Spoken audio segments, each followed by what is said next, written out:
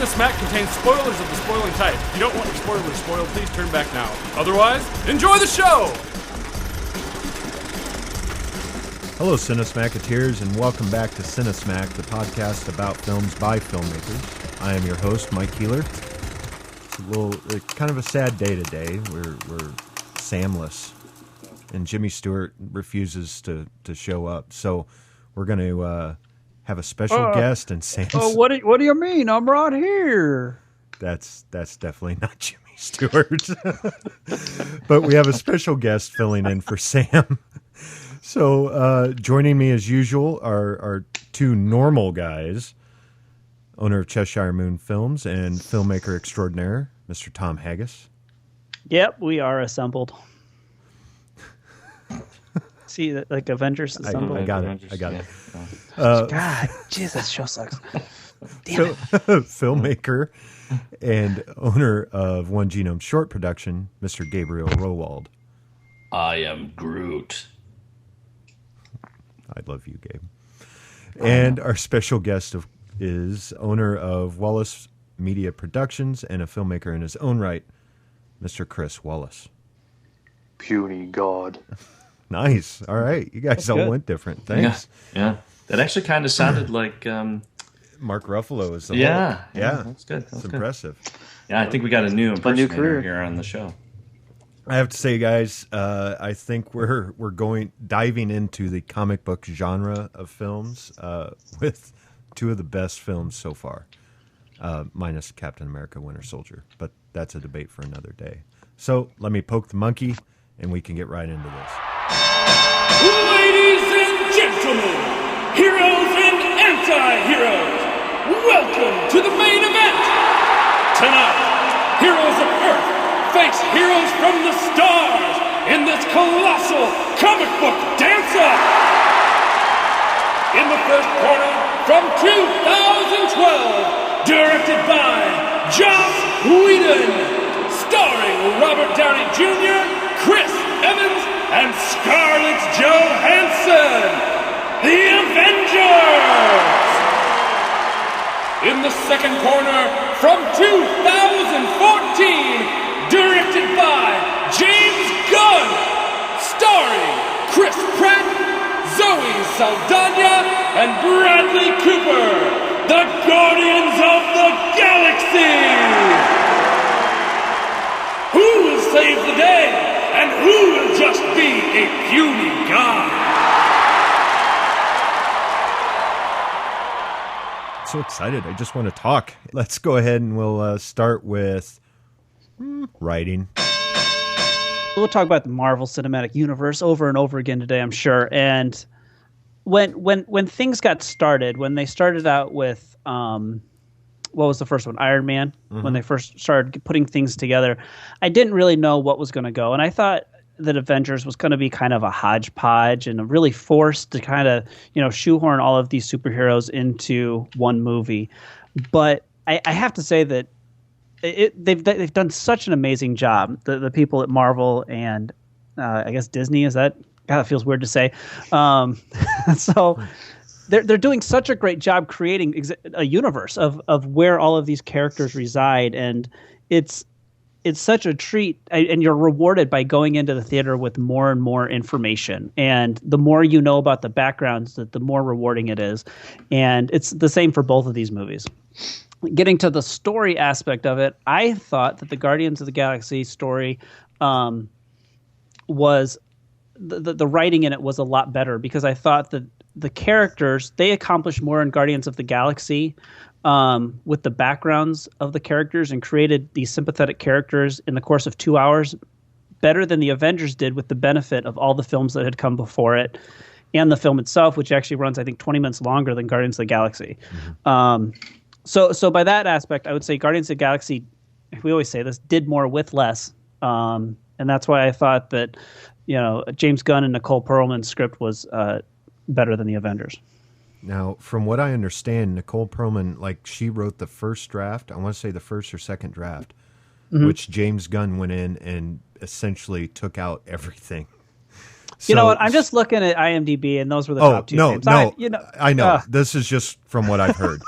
So they have to give her credit, and I imagine there is still some stuff in there. But just from what I've read, he was very minimal in using what she had already written.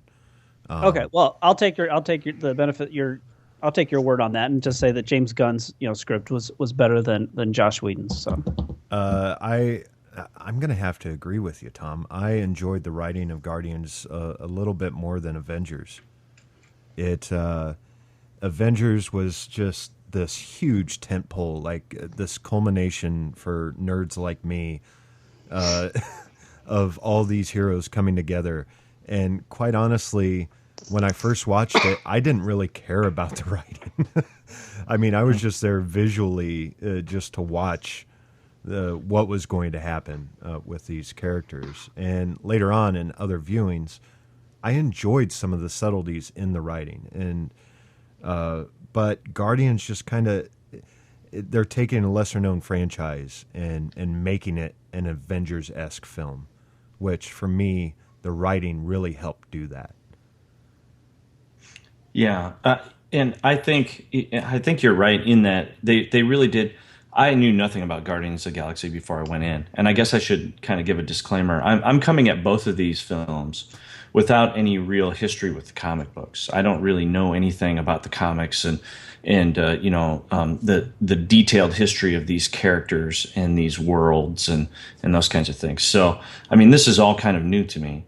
And they definitely did develop Guardians of the Galaxy characters.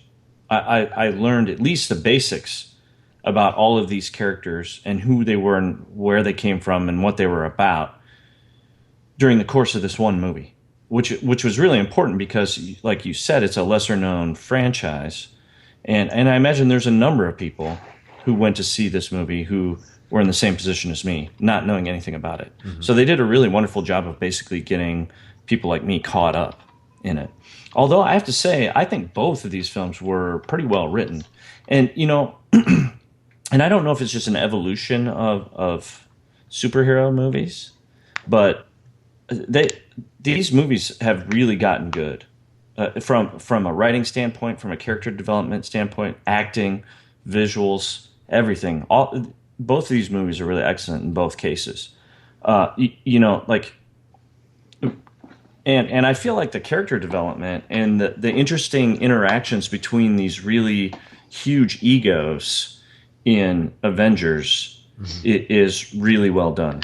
And I enjoyed, there's a lot of witty dialogue. There's a lot of, I enjoyed the writing in Avengers very much as well. I think they're both well written.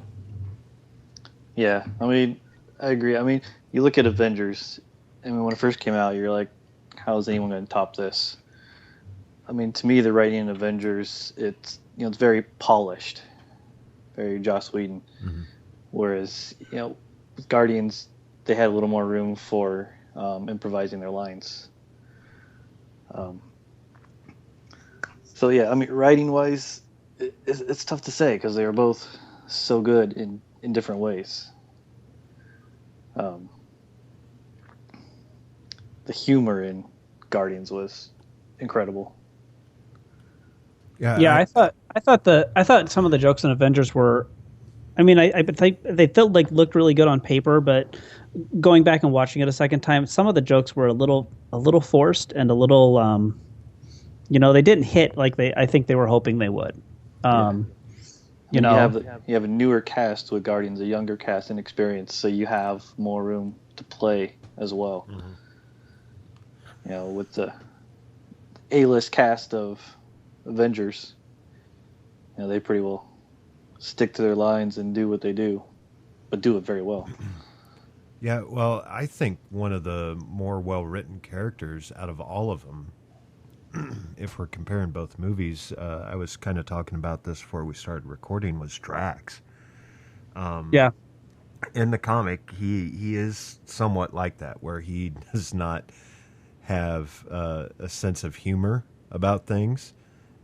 So I thought it was very well written for a pro wrestler to be able to deliver those lines and deliver them.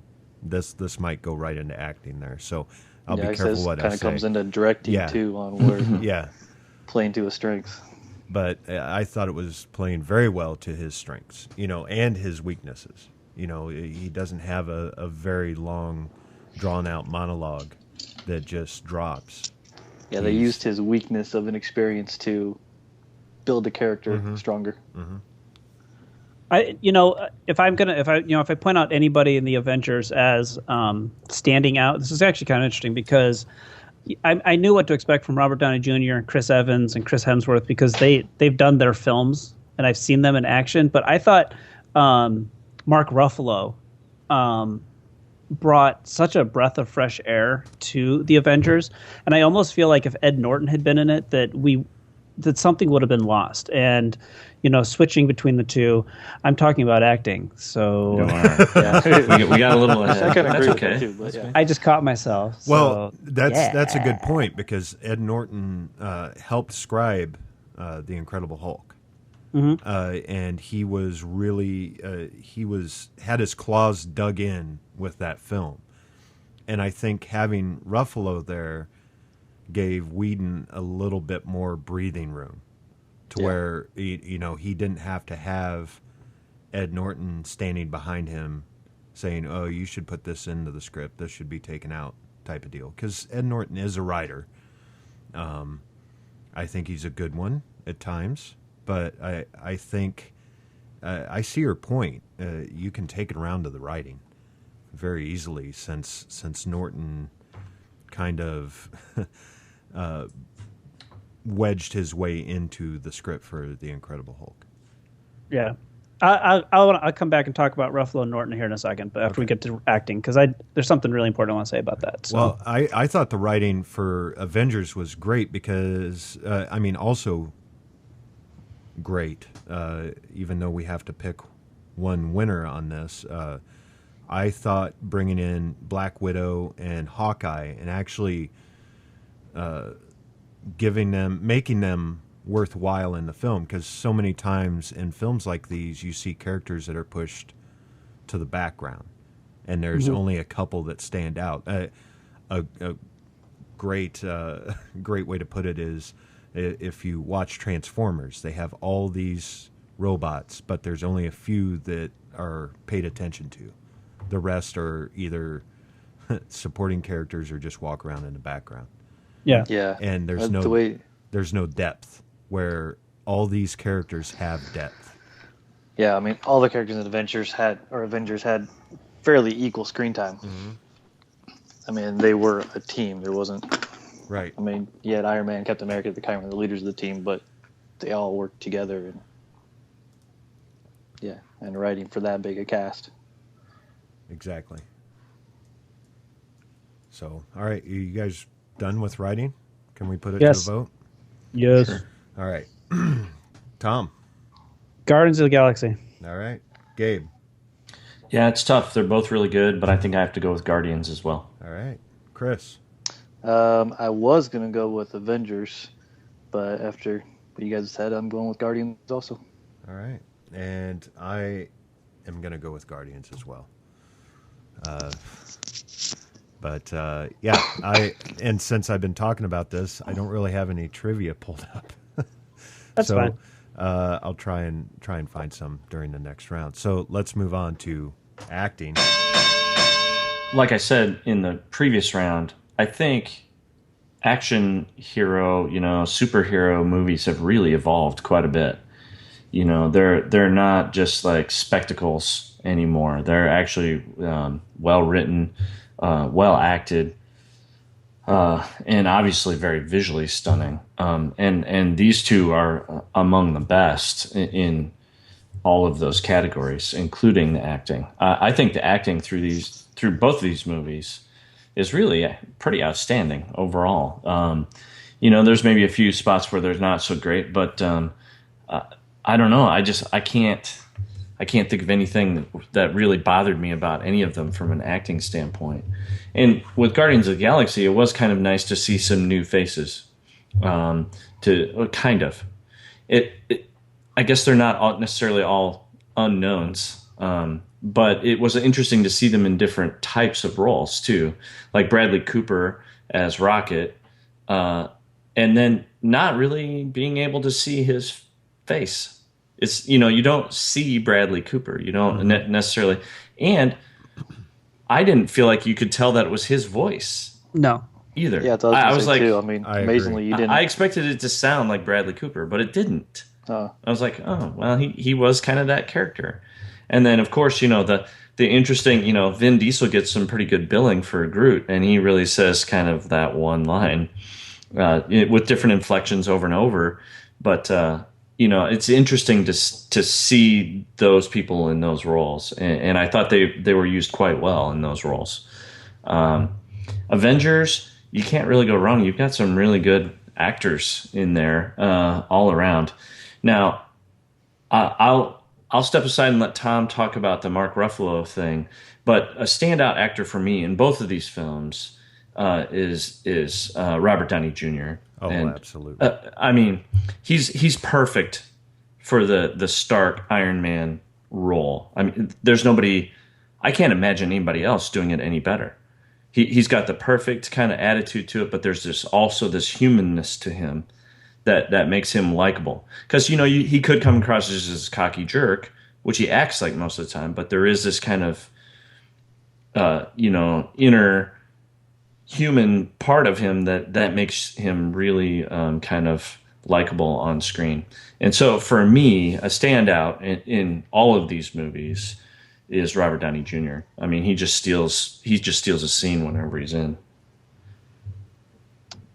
So, Ed Norton is such an intense actor, and I'll say first of all, I liked his Hulk movie. Yeah. And I thought it was on par with. I mean, I won't say on par, but it deserves to be part of this universe that they've created. But the problem I think I always had with him is that Ed Norton's a very intense actor, and so even when he was playing Bruce Banner, you could the transition to the Hulk wasn't as amazing because he was kind of intense anyway. And we talked about Mark Ruffalo when we did Eternal Sunshine, that he is such an effortless actor, and I don't think he ever gets credit for being a great actor because he just goes on screen and he does his thing, and it's not really counted as acting because he does it with so little effort and energy.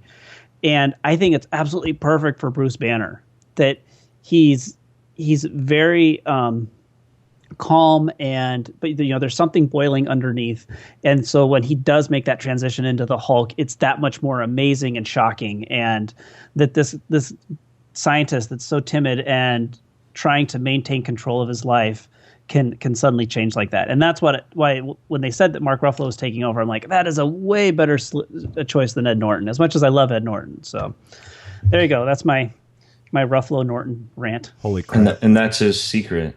He's always calm and collected.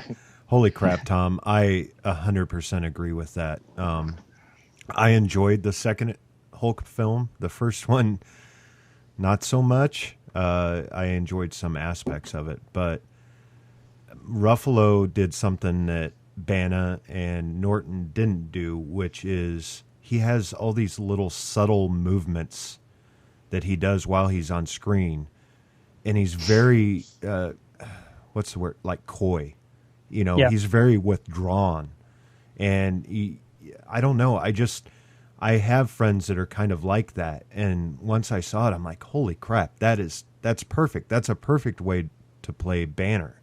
He is an introvert because he's trying to hold something in. He is not as intense as Norton or Bana in some way.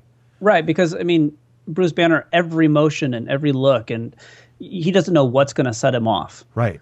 And so he always looks like he's walking around on glass and handling things very, very delicately. And Mark Ruffalo did that so greatly. I wish they'd make another Hulk film with him because I agree. It would be pretty awesome. Well, and just the scene that I think of is when they're all sitting around the table on the helicarrier, and he is just kind of sitting back, like he's standing back away from the table, and he has his arms crossed as kind of and he's turned just a little bit so he's not fully facing everyone. There's something about how he looked there that was just like, this guy gets it. Like he's onto something with the way he's playing Banner. Yeah. Yeah, at first when they said he was going to take it over, I didn't know what to expect. I mean, because I knew him from like these little romantic comedies and stuff, and I'm like, I don't know if he can do it. And I've always been a huge Edward Norton fan too. But with Edward Norton, you see Edward Norton. You don't necessarily see Bruce Banner. Right. Almost kind of like the Nick Cage effect. Yeah. Yeah. So once we saw Ruffalo, I was like, yeah, I'm so glad that they changed it. Well, and I want to give, I know I talked about it, but, you know, I thought Batista did a great job as Drax. Drax became my second favorite, if not my favorite character in Guardians. I mean, who doesn't love Groot? But, and what Gabe said was Bradley Cooper. You couldn't even tell that was him. Like, I had a problem figuring, you know, listening to it. I'm like, that's not Bradley Cooper, but it says it is. I mean, he was doing a voice, but I've always loved Chris Pratt. You know, I'm a huge Parks and Recs fan, and he's in one of my favorite baseball movies ever, which is Moneyball. So I've always really liked him, and when they announced the cast for Guardians, I was pretty excited about it. And let's not forget that we had another, you know, huge star in this film with I clicked on the wrong one. I'm sorry. Where is it? Glenn Close. Sorry, I couldn't remember her name. Pretty small part. It's a pretty small part, but I mean, Marvel's pulling in these actors. You know, and see, to me, sometimes when they do that though, like Glenn Close, it almost takes you out of it. A little bit. You know, because you know it's Glenn Close. I love seeing John C. Reilly in it, but honestly, I always enjoy him. Anyone could have played John C. Reilly's part, except at the end when they were talking about stealing or murder. That was definitely John C. Reilly, but other ones were like, I could see any other actor in that role, but I was glad to see him. Yeah, well, I was gonna kind of continue the acting discussion if it's okay with you. Absolutely. By asking like how you might, is there anyone in either movie that you would cast differently? Well, I'll let Wallace ask that because I kind of cut him off when he was discussing. Oh, I'm sorry. Yeah, no, that's fine. No, I mean, after watching him, I mean, I can't imagine anyone else in those roles. I was gonna go on about Chris Pratt because. You guys can laugh all you want, but what I know him from is from the OC. He was in there, and he was this douchey little stoner kid in it. And I don't know why, but I hated him in that show. But I'm glad that he's become who he is, and I mean he's perfect for the role. Right. I mean, but yeah, as far as anyone else in there, no, I can't picture anybody else in those roles now. Real quick, I want to add Lee Pace. I'm a big fan of. I don't know if you guys have caught it on AMC because it was the first season, but *Halt and Catch Fire*. It's about computer development in the '80s, and he's in it, and totally blew me away because I'd never really seen him in anything else. I didn't remember seeing him in anything else. He's really good. He's really good in Lincoln. I liked him in Lincoln. He? Yeah, he's a total douche. Yeah. Really? Yeah. But him as Ronan, I liked it. I thought he did a really great job. But honestly, I think they could have. It was a weak scene. Yeah, I could have seen anyone else in that. So to answer your question, Gabe. It's hard for me to say who would do a better job. I mean, let's face it, Chris Evans owns Captain America. He is definitely Steve Rogers. I mean, he looks the part. He has the mannerisms down, especially after watching Winter Soldier. Robert Downey Jr. was born to play Tony Stark. That's a no-brainer. Yeah. Mark Ruffalo, as Tom and I gushed over, is great for Bruce Banner / the Hulk. Scarlett Johansson, great as Black Widow, and I no Tom. No, I was I was. Oh, you were. I was fawning. Funny. Yeah. Let's face it. She has some great assets. There's 10 minutes of Iron Man 2 that I just watch over and over. And let's face it. Sam Jackson is Nick Fury. I have the comic on my shelf right now that the Avengers is somewhat based around, which is called the Ultimates. Oh yeah. And in there, the team is all sitting around talking about who would play them in films. And Nick Fury said, "I would have Sam Jackson play me." Oh, really? Yes. That was before. And that was way before. That was like 2003, 2004, sometime around there. So to me, that was, that's always been engraved in my mind. And Clark Gregg. Let's talk about Clark Gregg real quick. Talk about one of the most lovable characters in Marvel is Agent Coulson, who is just totally invented for the movie franchises. And he's become one of the most popular characters. Exactly. And he has his own TV show now. Yeah. Right. Which I think Clark Gregg does an awesome job at. Absolutely perfect. If I know we're just talking about Avengers, but look at him in all the other films. His dryness, absolute dryness, is what sells that character.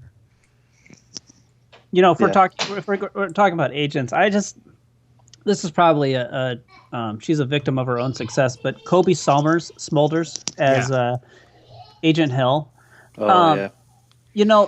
I think you could probably put anyone else in that role, but that's because I've watched probably 60 hours of How I Met Your Mother. Yeah. Over 9 seasons, so it's probably even more than that. But and so that's kind of pigeonhole her into that character. So it was kind of weird to see a sitcom character take a role like this in a big blockbuster. I agree. You probably could put someone in there, but I think she does it so well. I think she's okay. I keep looking at her and I keep seeing Robin from How I Met Your Mother. I've watched every episode of that show too, but somehow when I saw her in there, I was able to get past it. Gabe, is there anyone you would change? I guess, I'm the whole time you guys have been talking. Yeah. Well, okay, maybe, but I don't know who I would switch with. Okay, who don't you like in the role? I'm not a huge fan of Jeremy Renner. Oh, yes. We've talked about this before. Yep. I want to be. He seems, I don't know. I have nothing against him personally, but, it's just like, I don't know. I haven't seen him in the role where I really feel like I like his character. So I'm wondering if there might be, but I thought he did a good job as Hawkeye. I didn't have any trouble with him in Avengers. So even then, I don't know. They haven't done much with Hawkeye yet. Yeah, so I don't know. That might be the only one I can think of. He's supposed to get a bigger role in Ultron. Yeah.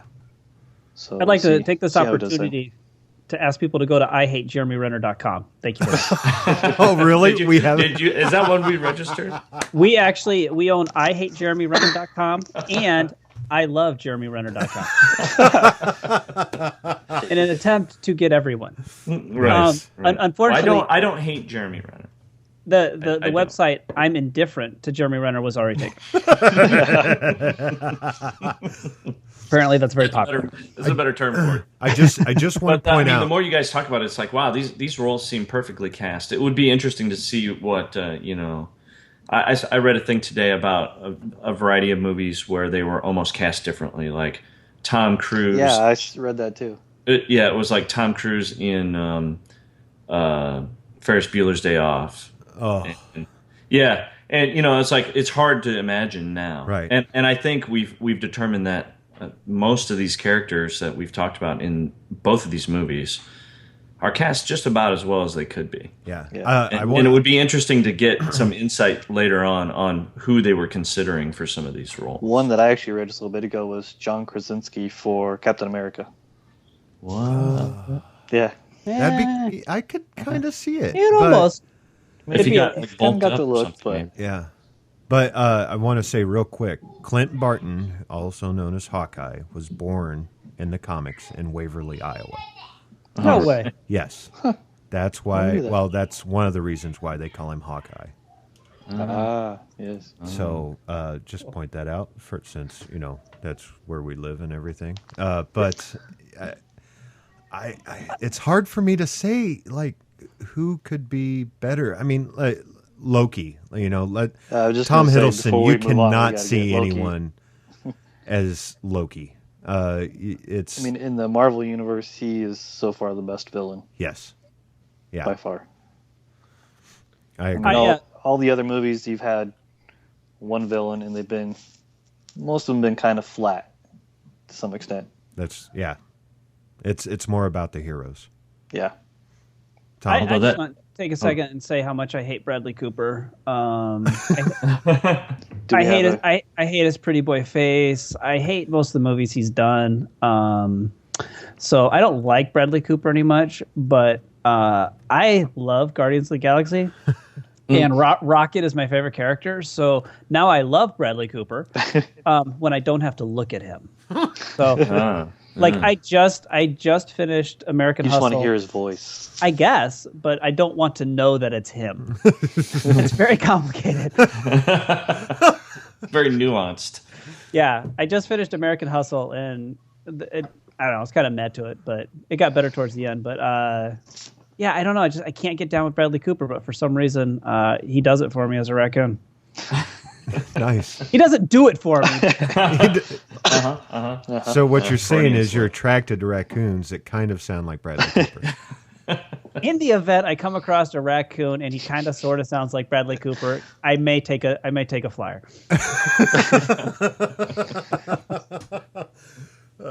Let's also point out Vin Diesel did a great job with his 3 lines. In multiple languages, even. Yeah, and he recorded it like 1,000 times. But he was the voice of the robot in Iron Giant. Iron Giant, which great was in that, too. fantastic. Yeah, and I didn't I don't realize know. that. I thought he did a pretty damn good job. Who are we skipping over? I feel like we're skipping over someone. I'll just say real quick, I'm so thrilled to have Benicio del Toro part of the MCU because I'm not a big comic book person either, but from what I understand, the Collector is a huge part of what's about to go down in the next couple phases. So and Josh Brolin. Yep, Thanos. Freaking Thanos. Thanos is going to be by far the best Biggest villain, badass. the biggest badass, the best villain I think for MCU. Because they're building him up so much, and I think that's why Loki is so great, is because he actually had 2 films to build that character up, and then they brought out Thor: The Dark World after Avengers and made him even more complicated. So I like that. yeah, lots of fun to come. What the table they're setting is just unbelievable. Yeah. They're doing it so well, and they're taking their time and So slowly, yeah. And we owe someone a great deal of thanks. And Santa that's- Claus? No, Jon Favreau. yes, He's the one that yes, originally he sat started it down. He was the original architect of this, and it's become a monster all upon itself. Thanks to the Favs, which I love the Favs, but we're not talking about the Favs. And we have to keep level heads about it. I mean, they're all not going to be knock them out of the park. There's going to be a couple missteps here and there, and it doesn't mean the whole thing has to get canned. I'll talk about it later. So Okay. I think we've been on this like 20 minutes. Yeah, we have. All right. And we Acting. did skip over the girls of Guardians. Oh, So the you don't wanna girls. touch Yeah. those. Which Zoe back to, Saldana, hot. Could we replace anyone? Yeah, the 2 of them. Oh no, Right. not Zoe Yeah. Saldana. She is beautiful, and the fact that she Yeah, wanted she to is wear beautiful. the makeup, like they offered to do it digitally, and she said no, I want to wear the makeup. So she actually sat in the chair every day to get the makeup applied to her, to be able to feel the character. She said. The other girl is from Doctor Who. Yeah, Karen Gillan. Yeah, Karen Gillan. I thought she did all right, but once again, suffers from Marvel's. I mean, we could have gone back to this with the writing. The villains are villains. They're not kind of fleshed out like the heroes are. But I think she'll be a bigger role in the second one. Yes. Yep. So All right. I think her it's wide open. one of the things I love about both of these movies is that they do such a great job of taking their issues that the characters have with each other and tying them back to something that a lot of us can relate to. And a lot of these people are just having family problems, issues with their brothers, issues with their fathers, issues with their sisters. And I think I love that part about it. I love that, even though they're up on some distant planet in a galaxy far away, we're still talking about, which daughter does daddy love more and why. And it makes it grounds it in a very real place. And I hope they keep doing that. Right. No, that's a good point. Very good. That has nothing to do with acting. I'm just, That's writing. Yeah, I had a point from writing too that I forgot to go through. It's an absolute mess. I'll throw it in later. That's all right. That's all right. All right, Gabe. Acting.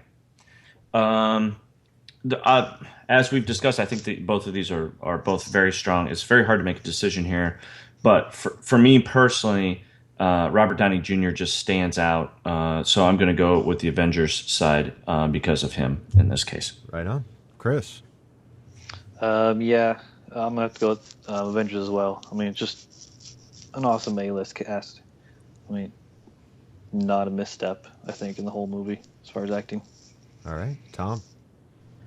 Oh boy, this is tough, but I'm gonna give it to. Oh crap!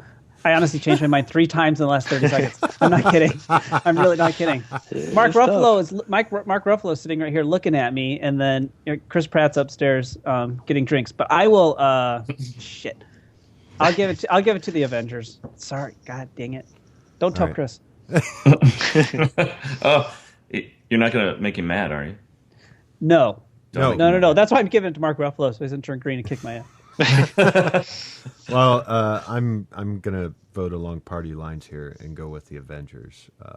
For me, that cast is fantastic, and I'm not saying that Guardians cast was horrible or any of the acting in it. There were a couple missteps in it, but with the Avengers, the heroes are just solid. The villain is solid, so that's why I've got to give it to them. Agreed. Let's see here. I've actually got some trivia that I have to scan through. When Dave Bautista found out he got the role of Drax the Destroyer, he broke down in tears, overjoyed at getting a Marvel comic book role. He immediately signed up for extra acting classes in order to prepare for the role. We already talked about Vin Diesel voicing Groot over 1,000 times. James Gunn reportedly didn't want to see Chris Pratt auditioning. He was convinced later by his assistant at the end of the auditions. After Pratt read for 30 seconds, Gunn stated that he knew that Pratt was perfect for the role.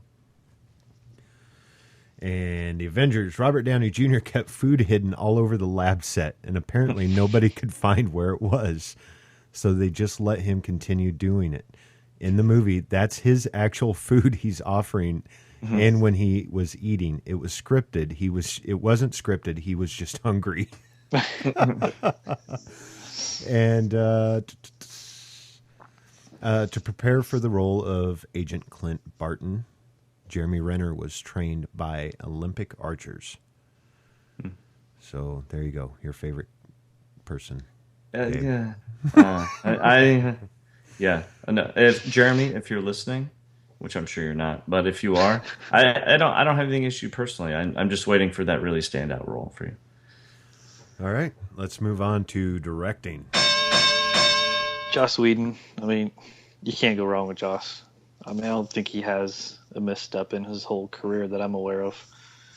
I mean, you could tell that he is very seasoned because every scene is polished from start to finish. James Gunn, on the other hand, I mean, he's working with a whole new thing. He only has 2 or 3 movies to his credit. Slither, and he did a lot of trauma stuff. Yeah, trauma. Wow. So I mean, yeah. I mean, he's coming in from these total B-list monster type movies, and I mean, he nailed it with Guardians. I mean, there's no doubt about it. But I mean, you can see little missteps in Guardians that you don't have as much in Avengers. I mean, that's strictly from experience, but I don't know. Yeah, it says here he did. Let's see, before Guardians of the Galaxy, working backwards. Movie 43, Super, PG Porn, Super, which that was was the one I was a thinking of. TV series. Humanzy, which was a TV series. What? Sparky and Michaela, which was a pilot. Slither, Thomas's, Troma's Edge TV, Hamster PSA, the Tromaville Cafe, and Sergeant Kabukimon public service announcement. Those are his directing credits. Writing credits, he has a few more. But It's amazing how he got the job with Marvel. He worked. Yeah, on how do you land that job? I give him credit just for that. But Yeah. writing, he worked on Scooby-Doo, Scooby-Doo 2, Slither. Do you Super. feel like with Marvel, do you feel like they were like, okay, this is kind of an unknown franchise. We don't know where this is going to go. It could be huge or it could just be a big flop. Let's take a risk. Yeah, I With the think director? so. Well, I mean, to some extent, but I mean, it's Marvel. They know where they're wanting to go to.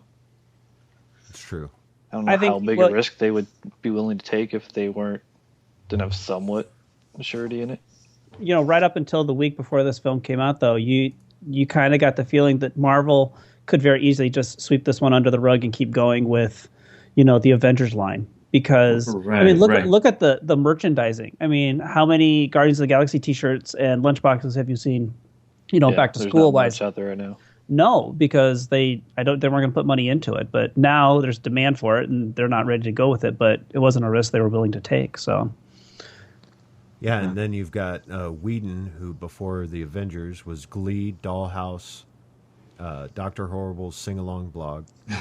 That is awesome. Two episodes of The Office, Serenity, Angel, Buffy the Vampire Slayer, and Firefly. Yeah, and a lot of Firefly and Buffy is big, though. I mean, that's they're huge. Yeah. you can see the early starts of Avengers in those environments that he created. Well, so. right, because he does so well with an ensemble cast. Yeah. Right. You Right, know, he you could does, see actually. him doing that. Didn't James Gunn work with Whedon at one time, I think? I think Whedon helped him get the job, if I remember right. That's possible.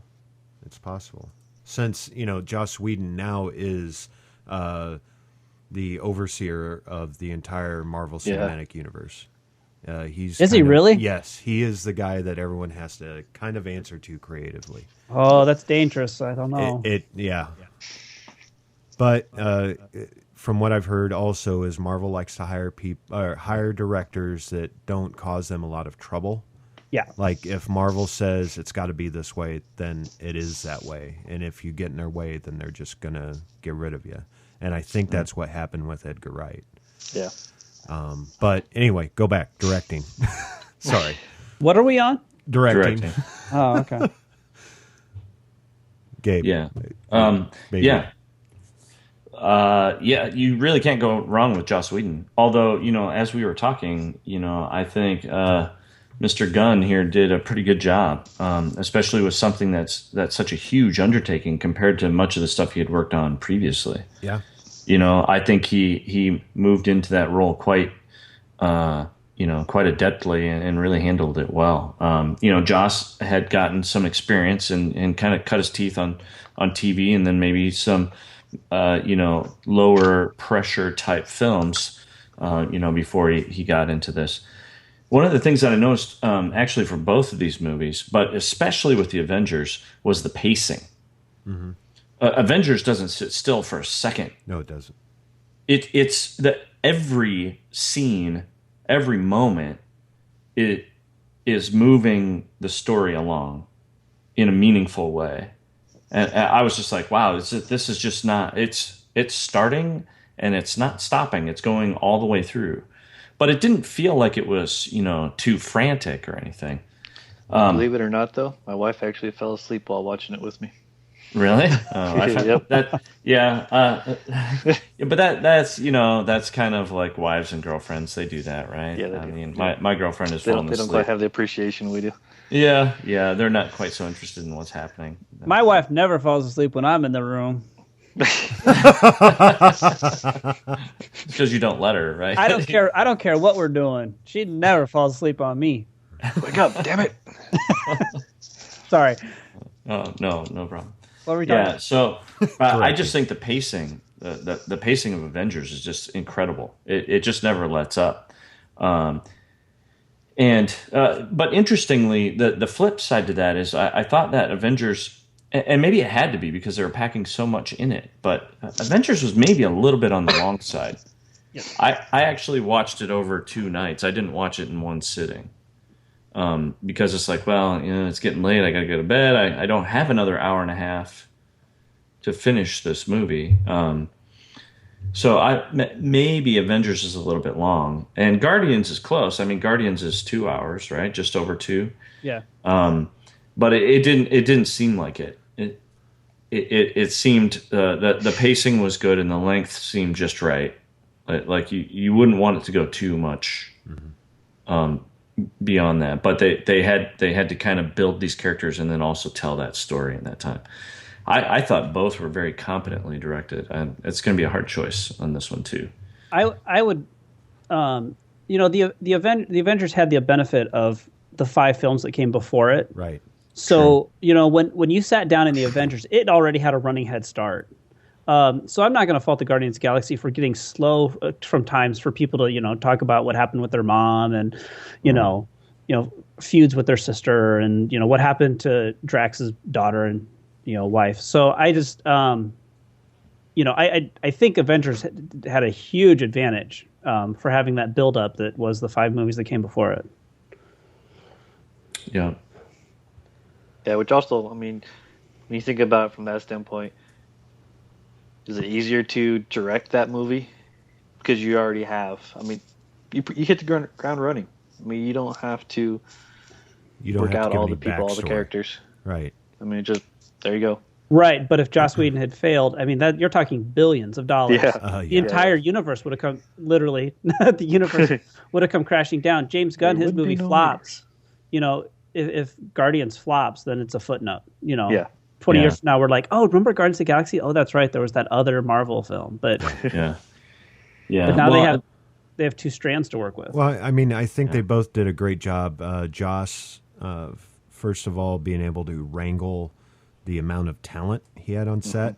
Like Chris had stated earlier, these are some pretty big A-list stars. And I mean, some of them weren't A-list, but they are definitely A-list now, thanks to the Avengers and the Marvel films. Where Guardians of the Galaxy, he didn't have all that backstory, so he had to kind of give it that feeling while they were shooting, to be able to make you like the characters. And I mean that also goes back to writing and also goes back to acting. But I think the director has a very large part in that. Yeah, both directors played very strongly to their roles and their cast.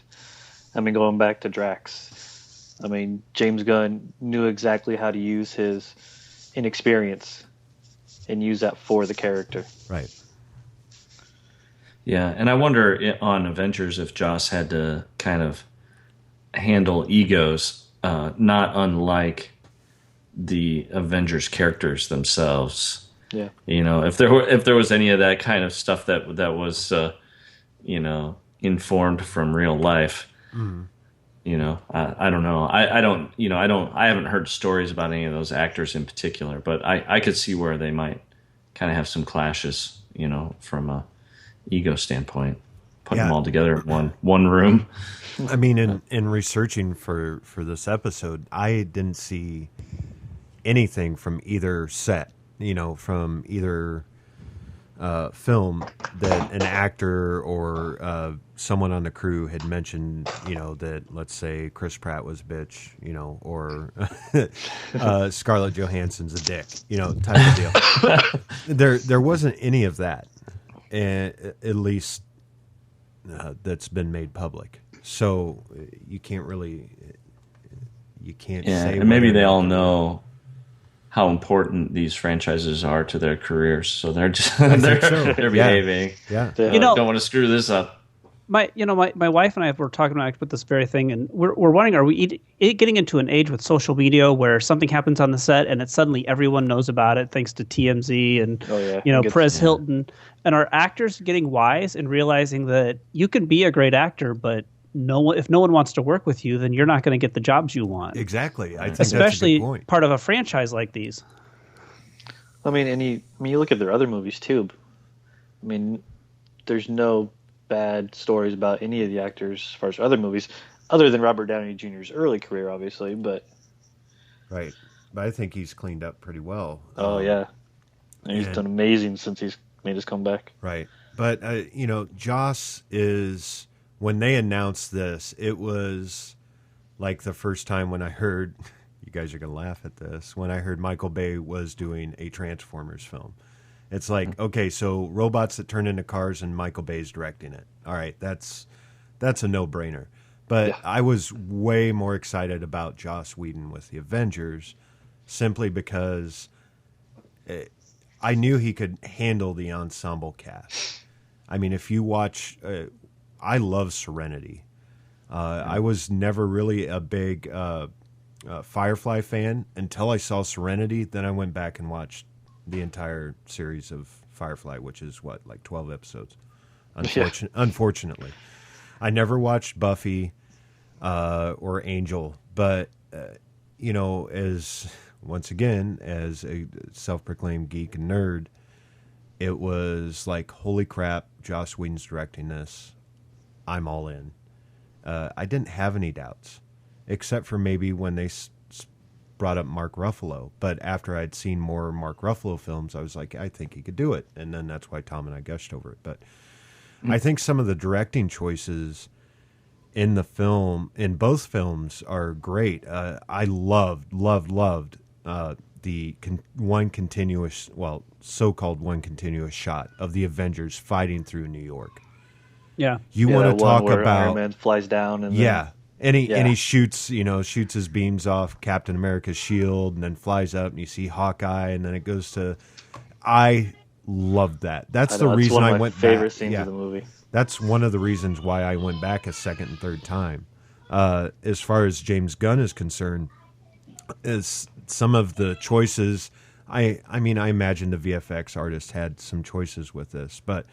I imagine he was the one that told him to do it, but I love the expressions on Groot. For me, Groot could have been a total misfire, and I think he helped sell that character. And he also helped, I imagine part of his vision also are the worlds, and I really did enjoy the worlds that they went to. It wasn't like, okay, we have an ice planet. It wasn't like Star Wars, ice planet, desert planet, the original trilogy. Forest planet. Yeah, forest planet. They had, they were more than just one element for me. So, this one's going to be hard, honestly, picking out which director. But... just getting the performances, both directors getting those performances from these actors is brilliant, in my opinion. For a comic book film, even a serious film. I mean, there are some good moments in these films, and they shouldn't be looked down upon because they're comic book films. Right. We keep saying the term comic book films like there's some sort of like we should automatically assume that they're not going to be good because they're based on comic books. Right. And maybe at one time that was true. But Very true. like I had mentioned before, they've really evolved quite a bit. And, that's not necessarily a bad thing anymore. All thanks to Marvel. Yeah. Yep. Well, it's interesting that, Marvel and DC are kind of creating their own genre that's kind of a step above comic book film, that it's these comic book blockbusters, event films that people look forward to. Right. Well, Marvel's getting a little off topic, but Marvel's getting so smart about it that they know that they can't just make comic book films. They have to bring in different genres, different styles to keep it moving, keep it changing. Exactly. Like they did with Keep it Winter fresh. Soldier. Yeah. Keep it fresh. Another thing I was just thinking about, just looking at the Avengers poster, was the action was just brilliantly caught, and you can actually tell what is going on with the Avengers. Yeah, no, I was going to talk about that a little bit in the visual effects in the next round too. Yeah, but that's I mean, for sure though. You could just see what was happening, and unfortunately, with some directors, that would not be the case. See Michael Bay in Transformers. I was wondering if you're actually going to say any names or not. I mean, I love those movies just because I'm a Transformers geek, but it's hard sometimes to be able to differentiate between the two. And in this film, in Avengers, it's very simple. And he holds a shot for a little longer than 5 seconds. But I just thought the action was well directed. I thought the dialogue parts were well directed. And as far as Guardians, that movie is so quick. I know you guys have already talked about this, but both films seem to fly by, but Guardians seem to fly by super fast. Like I went to my second viewing yesterday to see it, and I couldn't believe it felt like I had just sat down and the movie was over. I mean, it is a fast-paced film, and you get, in my opinion, you get everything in that film. There's not a lot missing. Absolutely. Did I talk you guys to sleep? No. All right. You said Michael Bay, and I just passed out. Oh. All right. So, should we put this to a vote? Have you guys said everything you would like about Joss Whedon and James Gunn? Absolutely. I think I have. All right. Chris? I think this one I'm going to have to give it to Joss Whedon. All right. Gabe? Yeah, again, another tough one. And I think they both succeeded wonderfully in different ways. But I think I have to give mine to Joss Whedon too. All right. Tom? Fine, yeah, Joss Whedon. Yep. Give it to Joss. All right. And as much as I was gushing over him, and as much as I love the Avengers, I'm going to go with the director that had a little bit less to work with, and I'm going to give it to James Gunn. Wow. Yeah. All right. I lost all my trivia points here. According to director Joss Whedon, the original cut of the movie was over 3 hours long. About 30 minutes of the excised footage are included on the Blu-ray, most of which revolves around Steve Rogers struggling to adjust to the modern world. Chris Evans has since announced that these deleted scenes will be used for Captain America: The Winter Soldier. And I want to say, but I'm not 100% for sure, I know one of them in the film. And then James Gunn compared the Avengers and the Guardians of the Galaxy to music bands. The Avengers are like the Beatles, but the Guardians are like the Rolling Stones. And I think that's very well put. I've heard that before. Very well put. So interesting. Let's move on to our last category, which is overall. You know, we've talked so much on the show about expectations and how it affects what we think of a movie, that we get into a film that is actually really good, but the expectations are so high that they can't be met, and now we run into a problem where, you know, this great film gets knocked down a little bit because everyone thought it was going to be perfect. For example, Star Wars Episode 7, be warned. Curb expectations, people. It's so hard. It's so hard, Tom. Look, it's good. It's going to be awesome. Just keep telling yourself, it'll be all right. Okay. It'll be so-so. All right. All right? And don't watch Super 8 for the next year. It'll probably help you out. And I think both of these films it was really interesting because Avengers, the expectations for it, that it was going to be the greatest comic book movie of all time. And for the most part, I think it lived up to a lot of the hype that it had. There were some detractors, of course. You could tell the people that were expecting it to be pitch perfect, and they were a little disappointed. Guardians of the Galaxy, on the other hand, it was a real mixed bag, like we talked about with the merchandising and what Marvel was expecting to get out of it. So after a summer of movies that was really didn't have a whole lot of stuff to talk about, it was a nice surprise to get this little bonus film at the end. And so everybody was kind of pleasantly surprised. My wife hasn't seen it yet, and she is still adamant that it sucks. She's like, there's no way a movie with a talking raccoon is any good. It cannot be. And I keep insisting. I go, it is. The opening sequence alone is enough to pay the $10. So, I'm leaning towards Guardians of the Galaxy because it was such a surprise, and I was anticipating. I knew that I was only going to see one movie this summer, and this was it. And I was just looking forward to seeing Chris Pratt do his thing for 2 hours, and I was rewarded with so much other goodness that came along with it. And I've gone from somebody that really was kind of like, oh, the Marvel Cinematic Universe, I'm kind of, they got a good thing going, and now I'm completely blown away by what they are staging and where it's going to go. And I pray to God they don't screw it up. Yeah, it makes you wonder, since it is going good, are they going to try to top themselves next time around? And I've seen so many movies where they try to do that. They try to go a little bit more. We got to make this a little bit more extreme. And then they go too far. They go way over the top, and then it ruins it. So hopefully with the Guardians, they don't do that. Hopefully they just kind of stay on this path and continue to develop these characters in this universe.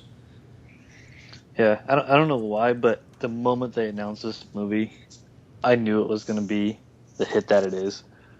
I mean, there was just something. I mean, I wasn't even familiar with it. I'd never really heard of them, but something about it, I had a feeling that it was going to be a huge hit. I mean, because there's nothing out there like this right now. Yeah, it's interesting how a lot of people have mentioned that it's kind of like Star Wars for a new generation. Yeah. But someone else compared it to, the visual and stuff, compared it to the prequel Star Wars as far as looks. But with more of the story and the group of the originals. But and it is interesting how many kind of subtle references there definitely are to Star Wars. Yeah. In certain ways, and even Chris Pratt said his character is kind of partly based on Han Solo. Right, Han Solo and what was the other one? I can't remember what he said. There was like two famous kind of sci-fi characters that he based it off of.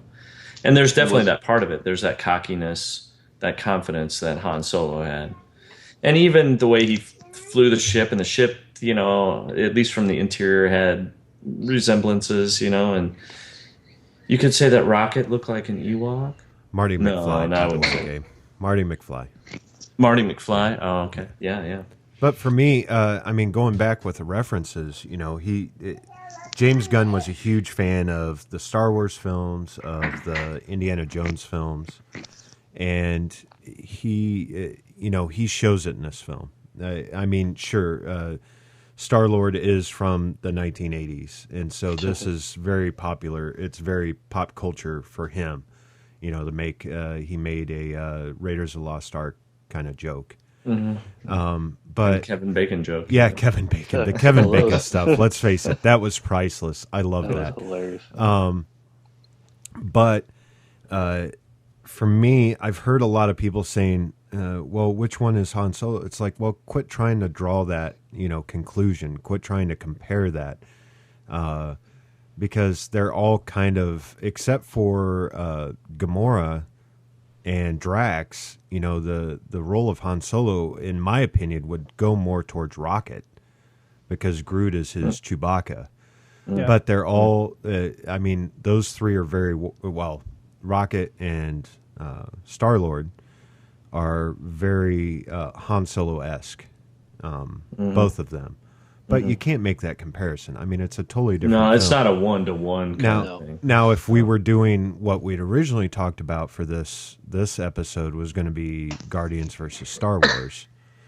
But I didn't want to upset Sam because he loves Star Wars and he loves Chris Pratt. So I was like, okay, well, you'll have to be upset about missing Chris Pratt, not Star Wars. So, for me, I don't know. I like the idea that, yeah, people can kind of relate those characters to them, but they are their own characters. For sure. Absolutely. And maybe in some ways more fleshed out than the characters in Star Wars. Right. Yeah. On a certain level, some of the characters in Star Wars are fairly superficial. We don't know a lot about them, or where they came from, or right. Whereas I feel like the characters in Guardians of the Galaxy have a little bit more kind of. They're more well-rounded. They have a little bit more history and that kind of thing. All right. This is also where we talk about effects. Yeah. I just want to say the Hulk in the Avengers is by far my favorite Hulk throughout all of the media of visual storytelling. I love the look of this Hulk. I loved how he was kind of he was a brawler. He wasn't the muscle builder looking guy from the Incredible Hulk, which I still enjoyed the look of that Hulk. And he wasn't the rubbery nuclear green of the Ang Lee Hulk. Because he in had the a bit Ang of Lee a Hulk, belly on him in the Avengers. And that's what I liked. I loved that.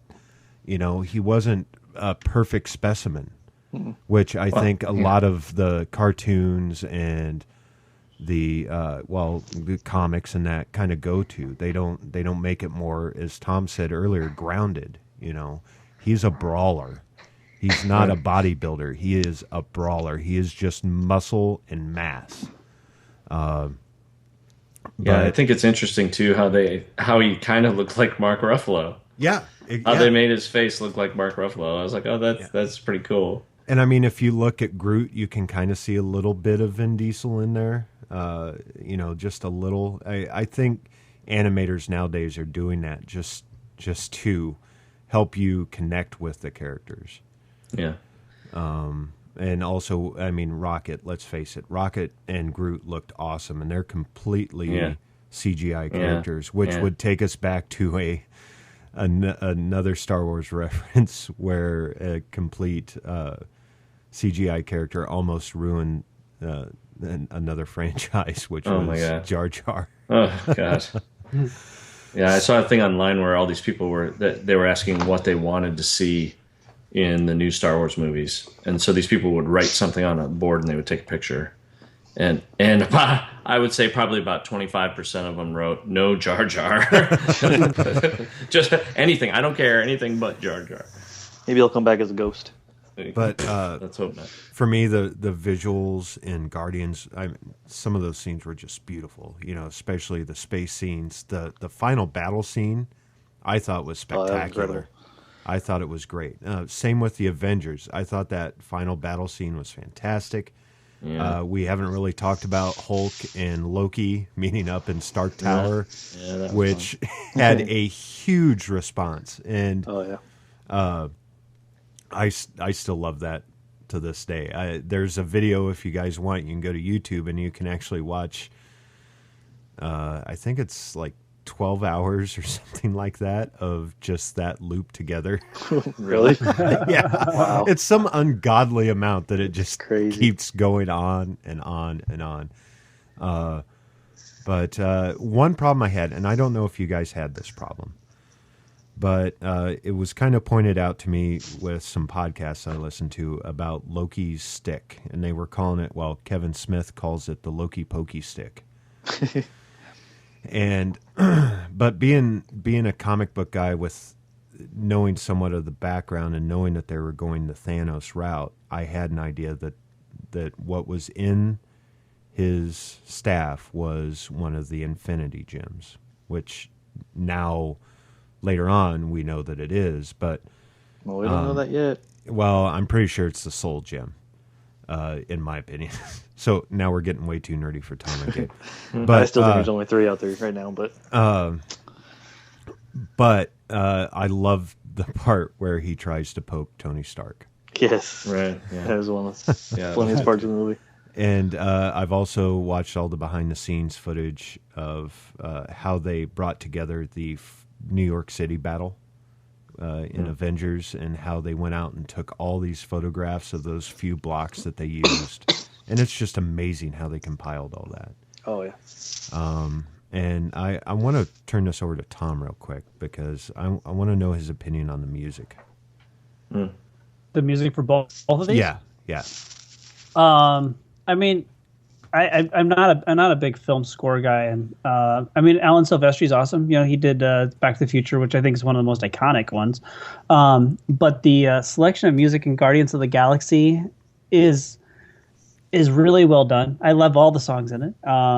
I have the soundtrack, and I've listened to it 25 times since it came out, which actually might be underestimating it. So my kids love listening to Cherry Bomb, so we've heard that quite a bit. But the way that they were able to use the music, and it's not just, hey, it'd be fun to throw these, you know, poppy 70s songs in, but actually working them into as a plot device and an actual prop within the movie, I thought was really, really great. So I'm really, you know, I was giddy at the end, spoiler alert, that when he got Volume 2. And I'm excited to see what she put on Awesome Mix Volume 2. Because his mom's got great taste in music. Yeah. I'm hoping we get that when the DVD comes out and don't have to wait for the second movie. Now, sorry, Tom, go ahead. Oh, I was like, I'll wait for the second movie. I'm very happy with the 12 songs they've given me so far. So, well, there's actual talk about them doing an actual tape cassette pressing of the Awesome Mix. That'd be awesome. It would be a limited run. Yeah. And if I have to say, if it does come out, I'll probably buy it. I don't know if I have a You can working go on cassette Etsy player right now. Well, for me, it's not gonna ever be played. I don't think. I think it's just to say, here it is, you know, type of deal. But I agree. That's why I was asking you, Tom, because you'd been talking earlier about listening to Awesome Mix. And I have to say about Alan Silvestri's score, I am a big score geek, music score geek. And I felt the only good thing was kind of the end credits music. And after that, I didn't really care about the Avengers score. Like, it just seemed kind of run-of-the-mill, where I'll cite my favorite film score, and then you guys can roll your eyes or guffaw or just make fun of me. But one of my favorites is Gone in 60 Seconds. It is very different, and it just sounds awesome. And to me, it adds more to that film. Now, are you talking the original or the remake? The remake, the Nick Cage one. I love that score. I don't know why. It's just different, and it felt like Silvestri just kind of played it safe almost. Yeah, there's nothing memorable from the music from Avengers. No. But it works well. It does. It maybe doesn't works. stand out, but it works pretty well. Right. It still works. And there were a few pieces from Guardians that I believe it was Trevor Rabin did it, who also did Gone in 60 Seconds, that just felt out of place. You know, the one that I'm thinking about is the score where Gamora and Nebula and Ronan are talking, and the music's kind of building up, and it just didn't feel like, to me, it was the right moment to be playing that music. But you know, I'm not the director, so. I guess that didn't stand out to me, but I mean, if I saw it a second time, I might notice. Right, I've just kind of learned to pay attention to it, and to be honest, it happened with Jurassic Park. When I first saw Jurassic Park in a sneak peek, I've learned to listen to movie scores because I fell in love with that music score, and ever since then, I've been kind of a collector of different film scores that I like. But I just wanted to bring that up because I felt like Silvestri did a good job, but there was nothing that really stood out. But with Guardians, the use of the mixtape was a great way to make things a little familiar for the audience that maybe were kind of not so sure about this film. Do you think that would work? Is that a good way of explaining it? Yeah, for sure. Well, and fits perfectly. For a while, when it first started, I felt like the music kind of like stuck out a little bit. Those old 70s and 80s tunes kind of stuck out, and I wondered if they weren't kind of forced into it because somebody really liked these songs and they wanted to have them in the movie.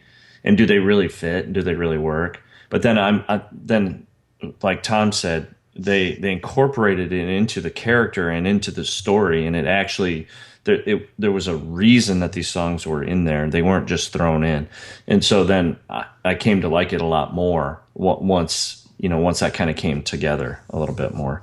Sorry. No, go ahead. Well, what I thought was really great about it was that the songs became a character. It kind of became his mother's voice, and just through the 11 songs, she's able to say these things to him, even though that she passed long before the events of the movie. So that's what I really, really liked about it, and I want to know. Obviously, this is a cassette that she gave to him earlier on in their relationship, and I'd love to see what's on Volume 2, just from the fact of what would a dying mother say to her son through songs, and the very last song, "Ain't No Mountain High Enough," I thought was a great way to kind of tease what's on that tape. Yeah. Where do you get the batteries for that Walkman, though? Be quiet. Be quiet. Yeah. Don't ruin it. Where did he get the cassette player for his spaceship? I guess they can still go back and visit Earth periodically. Yeah. Yeah, why not? Yeah. Need some batteries. Send Earth. Yeah. And I imagine he might have had someone work on it, so it could run off any power source, or True. one that would work off that power source, I imagine. I mean, that was something I was able to just kind of throw out. But I'm not saying that. Yeah, I'm not saying that I didn't question it, but I was able in my mind, like, it's space. They can do what they want. Speaking of space, that's the only thing that bugged me about that movie.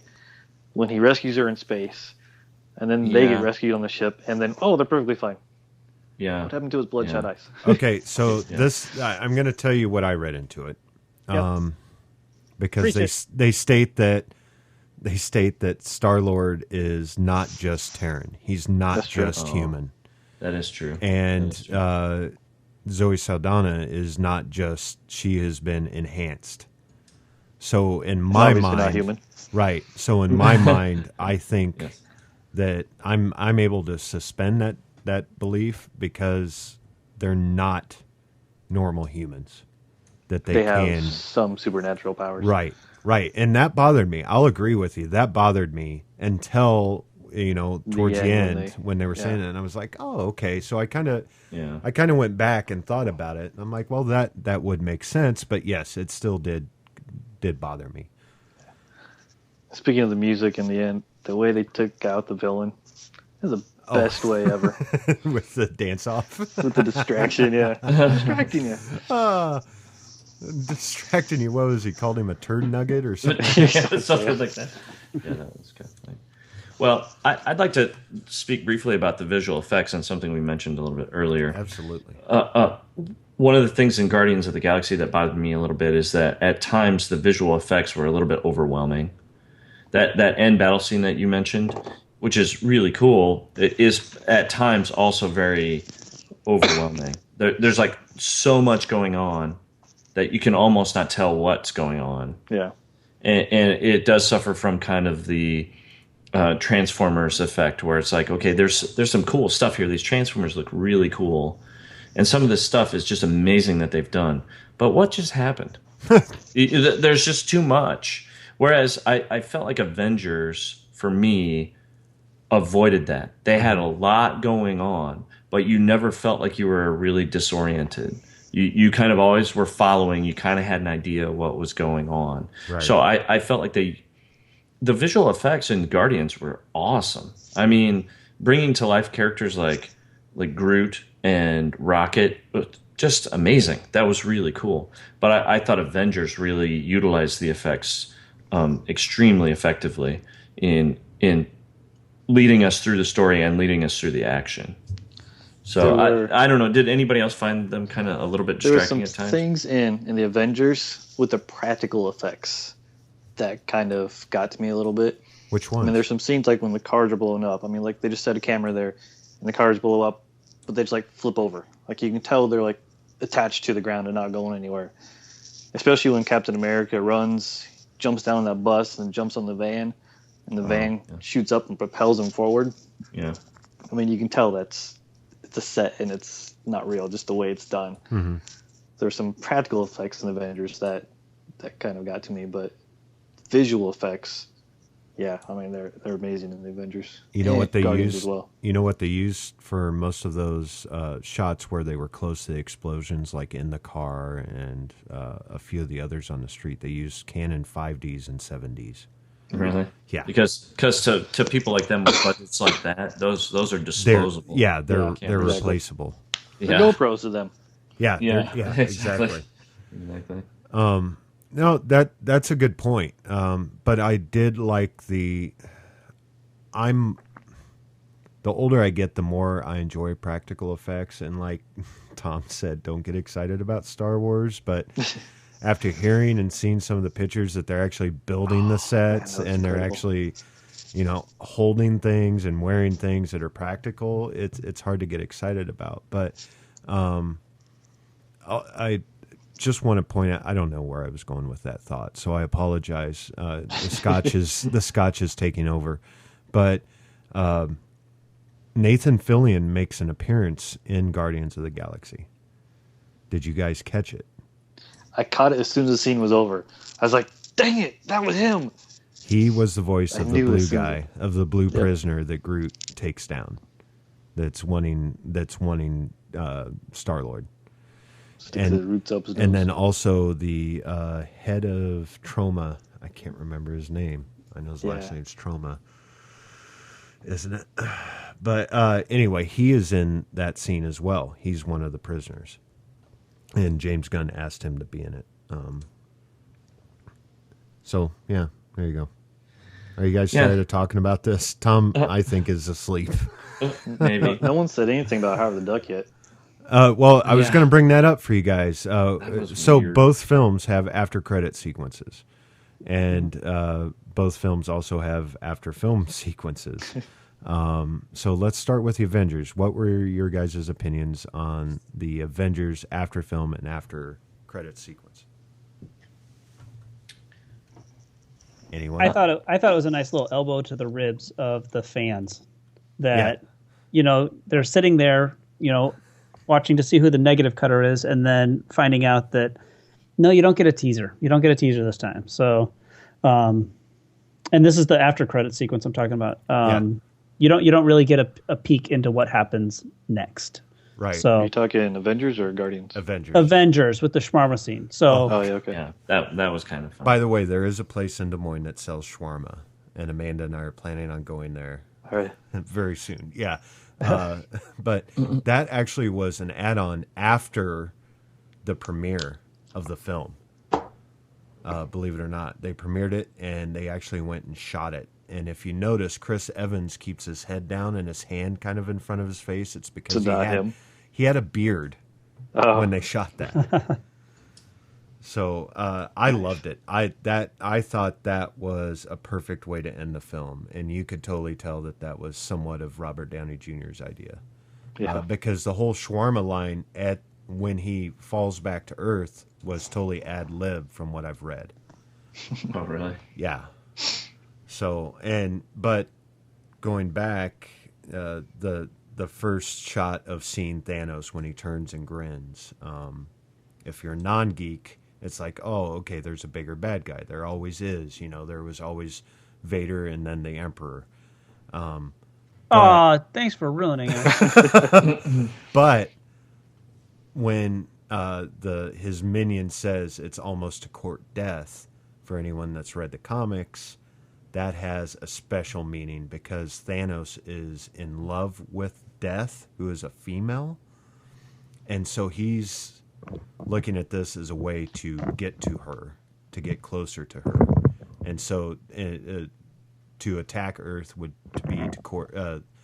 be like courting death. That's why Thanos grins. Just to give you some insight. So, sorry.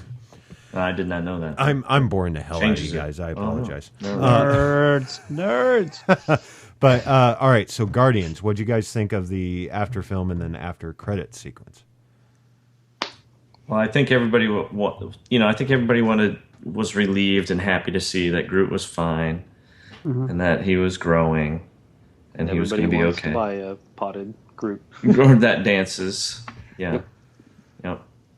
And then, what about the appearance of Howard the Duck? I loved it.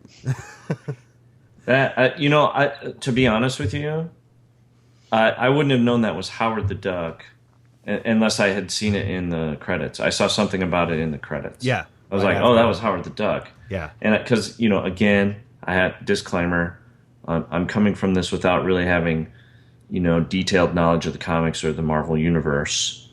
So I was like, what was that? And it was a pretty rough looking Howard the Duck. Yeah, that's what I thought too. I was like, he looked kind of goofy though. That's the way he looks in the comics. Yeah, it may have been a little more accurate than the Howard the Duck movies that were George Lucas used to. Love that movie though. George Lucas wants us to forget about. Yeah. Such a great movie. But I thought it was great adding Howard the Duck in. I really hope he doesn't get his own film. I could see him as a supporting character or someone that shows up. Yeah, I was reading that today actually. They said, chances of him giving his own movie are, slim to none. Right. Maybe 5-10 years or whatever they might bring him back, but don't be surprised if he plays a bigger role in the coming movies. And the dog that's licking Cosmo. The collector is Cosmo, and he actually in the comics is the head of security for Nowhere. And he is a talking dog. Which, if you're not familiar, Nowhere's the place where the collector was. Right. The giant celestial head. Yep. So, and I thought that I saw the whole Howard the Duck thing as a Marvel kind of giving the finger to DC and just basically saying, you know what, this is what we started with. We started in '86 with Howard the Duck, and look at how far we've come. Look at what we've built. Oh, that's And it started with Howard the Duck. That was our first attempt at making a Marvel film. Yeah. And how are you doing over there, DC? How's those Batman and Superman tapes doing?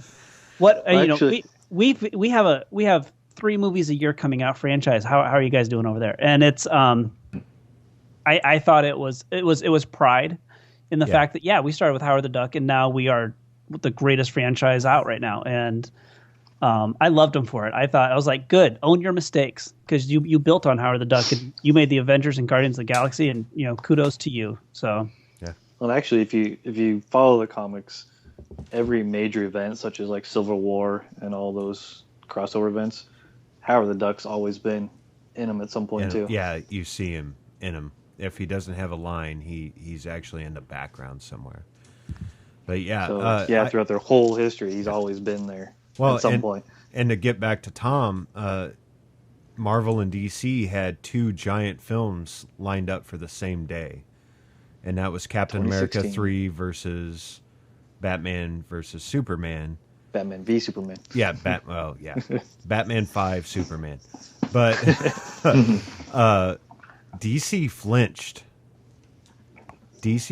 and they moved Batman v Superman away from Captain America.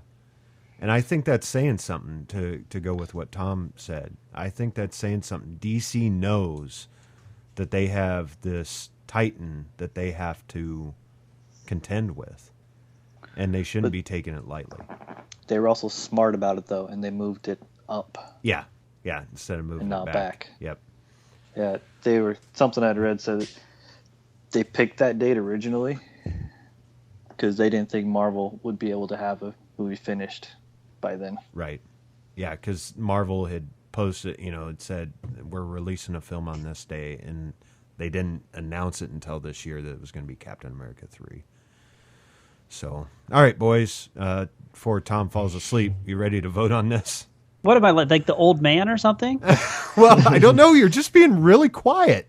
I'm sorry. I'm just kind of absorbing everything. Oh, okay. I don't have a comic book background at all, despite my short stature and glasses.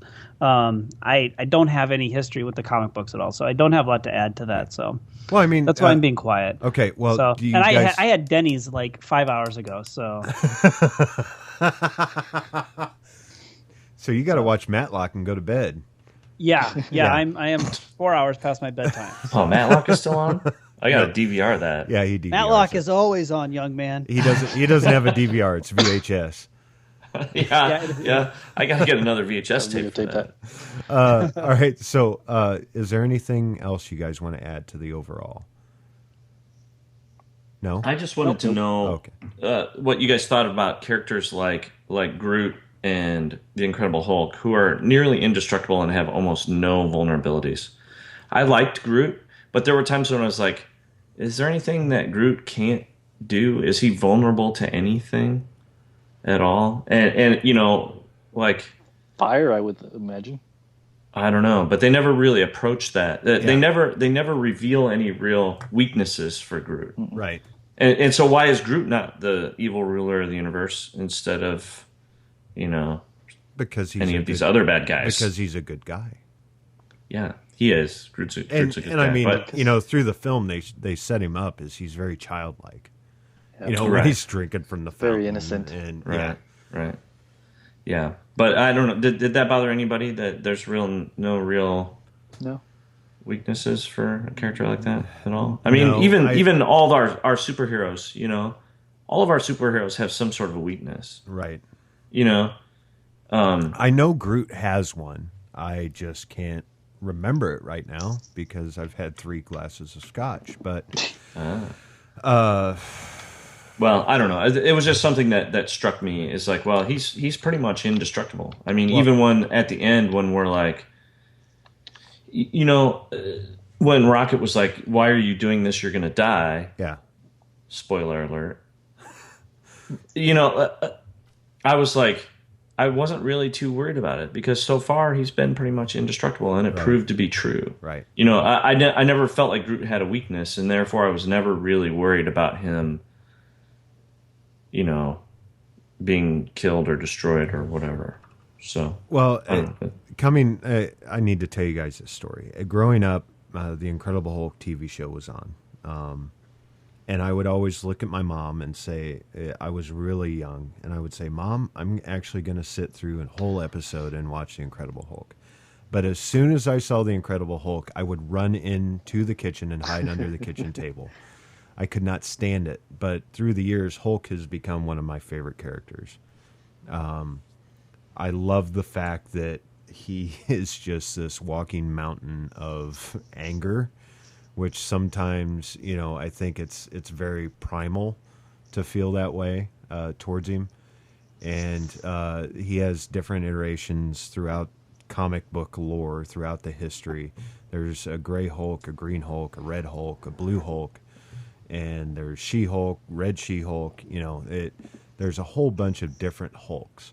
But the original Hulk, which, I feel got the closest in the Avengers, is the one that's always going to feel great. And I mean, he does have a weakness, and that's Bruce Banner. Bruce Banner is his. It's going back to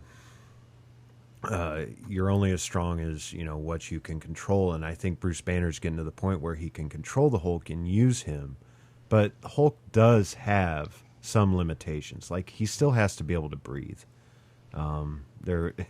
Once again, going back to comics, there was once where the Invisible Woman put a force field around his head and he couldn't breathe, passed out. That's how she defeated the Hulk. So he's not invulnerable. It's just the villains have to be smart enough to realize how to use his weaknesses for their strengths. Does that sure? Yeah. Does that make sense? That makes sense. I was just kind of maybe, and because I don't have the comic book background, I wouldn't know what Groot's weakness is either. Right. But that was just one thing that stood out to me is that he was pretty much indestructible. Right. No, I agree. Yeah. And he can grow back limbs. I thought that was great when he grow back from being completely blown apart. Right. And why wouldn't they plant several of him? And have several Groots? That'd be pretty lots of Groots. Yeah, that'd be awesome. Yeah, all right. Why they could take clippings? Yeah. Anyway, all right. Let's put it to a vote. Tom. Guardians of the Galaxy. All right. Chris. Guardians of the Galaxy. All right. Gabe. Tough one. God, I don't know. Can I vote for both? I'm gonna go Avengers this time. All right. Yeah. Oh boy.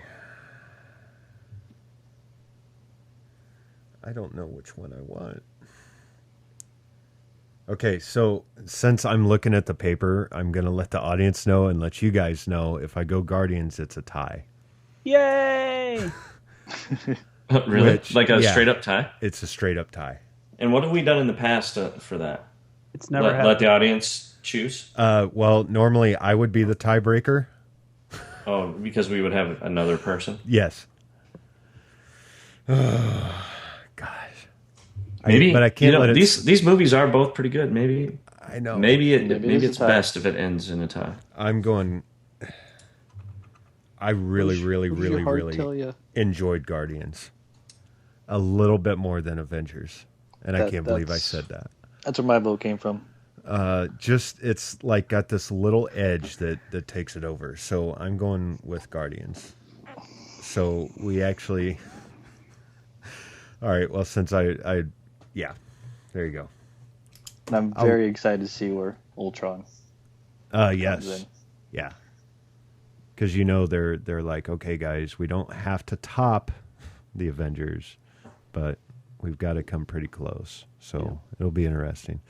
All right. Well, while I do this very simple math, because I already told you about it, why don't you guys go ahead and let us know what you recommend this month, and we'll let Gabe start it off. Okay, well, I'm going to make a recommendation which is very similar to the recommendations that I've done in the past about this time of year. We talk about films, but we also make them. And we just recently completed the 48-hour film project in Des Moines. And if Sam were here, he would be able to tell you all about it more eloquently than I can. But, I would like to promote us as filmmakers and our colleagues in Des Moines and suggest that in the not too distant future, you go out and look for the 48-hour film project films from Des Moines in 2014. There's some great films that were made this year, and they're only 4 to 7 minutes each. I don't think you'll regret it. I think you should look for them, and that includes Mike's film from Southsider Studios, The Walk. Oh, thank you. What's that? I said thank you. Yeah. And then also my film from One Genome Short Productions called Commit. And we've got a lot of film friends who have done some great stuff. Nick Wilson's team, and their film called The Method. And I'm gonna forget a whole bunch of them. Shrieking Trees had a great entry this year, and Tom Rapp has been a guest on our show in the past, Yes. and their film is called The Breadwinner from Shrieking Tree. I'm trying to think of some others. Maybe you guys can help me out. Other standout films in Des Moines that people should see. I really enjoyed Dig Deeper. Oh yeah. Nick, From of course. Nick Strickland and White Poison Industries. Absolutely. I enjoyed that. Sorry, I forgot you there, Nick. But unfortunately, I wasn't able to make all the screenings, which is the first time. True. Yeah. Well, no, last year I wasn't able to make the last day because of health reasons for a family member. So this time I was only able to make my screening, which I really felt bad because, like you said, Gabe, we've become a community, we've become friends, we've become coworkers, and so you kind of want to go out and see everyone. So I look forward, even if I'm not nominated, and I have I'm not wanting to jinx us, but even if we're not nominated to be in Best of City, I'm still going to go because I want to see the other films. I want to see our friends, and of course, I want to support them and support you, Gabe, because I know you're making it in because you got audience choice, which is congratulations. And thanks to Chris Wallace too. He was on our film crew. He was our key grip for The Walk. And so thanks, Tom. Thanks, Gabe. That's very nice of you. So I just wanted to say that many of them may not be online yet because many of them are waiting until after the Best of City screening to be online. But by the time you hear this, I would imagine many of them will probably already be online. So take a look on YouTube for 48-hour film Project Des Moines and see what you can find. I don't think you'll be disappointed. All right. Thanks, Gabe. Yep. Tom. Yes. I want to, we touched on it a little bit, but I want to recommend Steven Spielberg's film Lincoln. It's not based on a comic book. Yes, it is. Oh, is sorry. it? No, Yeah. Go ahead. I recommend it because Lee Pace plays a baddie in Lincoln as well, and he's very good in it. I just saw it. I know it's been out for a year and a half, but I just saw it for the first time a couple weeks ago, and I actually watched it twice, back to back, because I loved it so much, and it was so good. And I've gotten to a point where Spielberg puts a movie out, and I'm like, yeah, I know what to expect. And then when I finally sit down and watch it, I'm always impressed, and I love it. And the acting in Lincoln is unbelievable. Of course, Daniel Day-Lewis is fantastic. And there's one scene where Sally Field upstages Daniel Day-Lewis, and that does not happen very often to him. So I would like to recommend Lincoln, not Abraham Lincoln Vampire Hunter, which is a book that would probably fit better here. But I'm going to say, go watch Lincoln. All right. It's fantastic. It's beautiful. I have it on my DVR, and I've been wanting to be in the right mood to watch it. You know, a lot of times you get in that and you're like, yeah, but I kind of feel like being entertained. Lincoln fits the bill. Really? There are some funny parts to it, and yes, there's a lot of talking, but it's entertaining as well as the satisfaction you get for watching a good film. All right, awesome. Chris?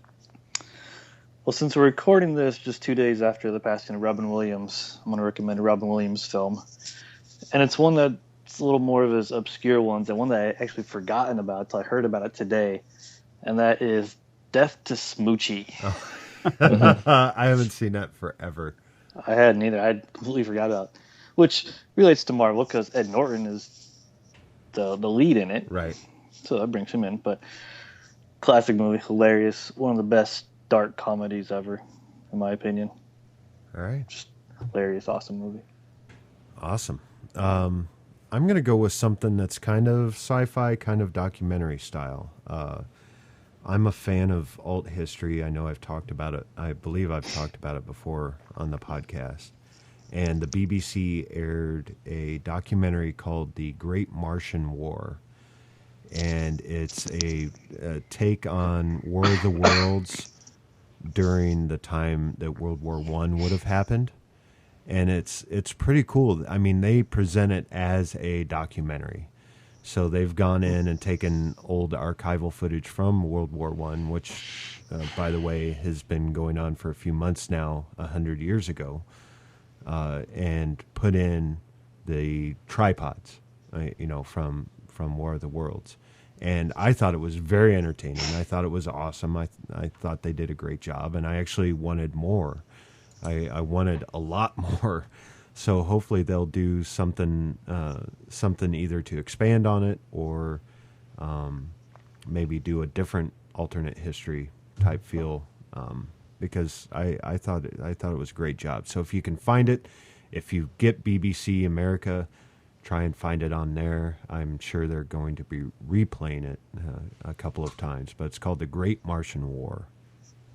And it's narrated by Mark Strong, and you can't go wrong with that. All right, I'm going to poke the monkey. Ladies and gentlemen, may I have your attention, please? Your winner by decision is, it's a draw!